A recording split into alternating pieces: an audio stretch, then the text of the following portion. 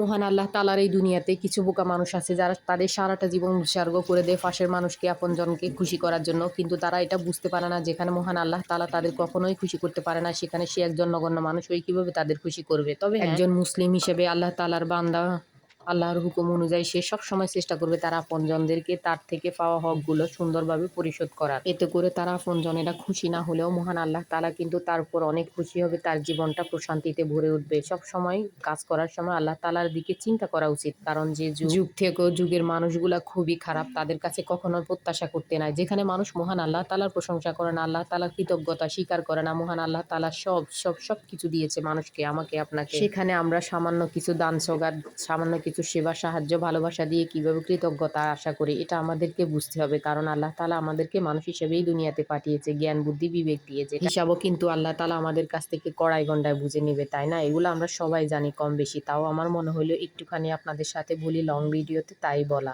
যাই হোক, আসসালামু আলাইকুম, কেমন আছেন সবাই? আশা করি সবাই আল্লাহ তাআলার রহমতে অনেক ভালো আছেন। আমিও ভালো আছি আলহামদুলিল্লাহ। আপনাদের জন্য দোয়া রইল, আমার জন্য দোয়া করবেন সব সময়। লং ভিডিও নিয়ে আসি, কিছু নীতি কথা, কিছু কথা বলার চেষ্টা করে, জানি না কথাগুলো আপনাদের কাছে কেমন লাগে। আসলে আজকে বলতে চাচ্ছি এটাই, যে দুনিয়াতে যত যাই হোক আপনি কখনোই মানুষকে খুশি করতে পারবেন না, তাই বলে কি আপনি আপনার সাহায্য বন্ধ করে দিবেন? কখনোই না।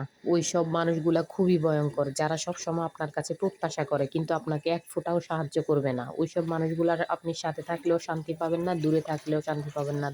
দূরে থাকলে তারা আপনার বদনাম করে বেড়াবে মানুষের কাছে, মানুষ আপনাকে নিয়ে হাসাহাসি করবে। যাই হোক, সব সময় সর্বাবস্থা আল্লাহ তাআলার প্রতি কৃতজ্ঞতা আর শুকর প্রকাশ করলেই আপনি মানসিক শান্তি পাবেন। দুনিয়াতে বেঁচে থাকতে হলে মানুষের কটু কথা, অসহ্য টিটকারি, অবহেলা, অপমান সহ্য করেই বেঁচে থাকতে হবে। আর বিশেষ করে মেয়েদের তো কথাই নাই, যেখানে ঘর সেখানেই তাদের অপমান। তার বিশ্বস্ত প্রিয় মানুষটির স্বামী তাকে উঠতে বসতে যে পরিমাণ অপমান করে, যাই হোক এটা আমরা বিবাহিত সব আপুরাই মোটামুটি জানি। যাই হোক, তাও বলে ফেললাম। আপনাদের সাথে কথা বলতে বলতে এখানে আজকে 2টা কবুতর রান্না করছিলাম ছোট ছোট, আর বুটের ডালের বড়া করছিলাম, সেগুলা রান্নাগুলাও শেষ। কথা বলতে বলতে আসলে দেখেন, ইউনিক কিছু হলে ডিটেলসে বলার প্রয়োজন পড়ে। এগুলা তো ঘরোয়া রান্না, আমরা সবাই পারি, তাই ডিটেলসে বলার প্রয়োজন মনে হয় না। তাই একটুখানি নীতি কথা বা কষ্টের কথাগুলো আপনাদের সাথে শেয়ার করি। যারা কষ্ট করে ভিডিওটা দেখলেন তাদের জন্য অনেক দোয়া রইল আল্লাহর কাছে।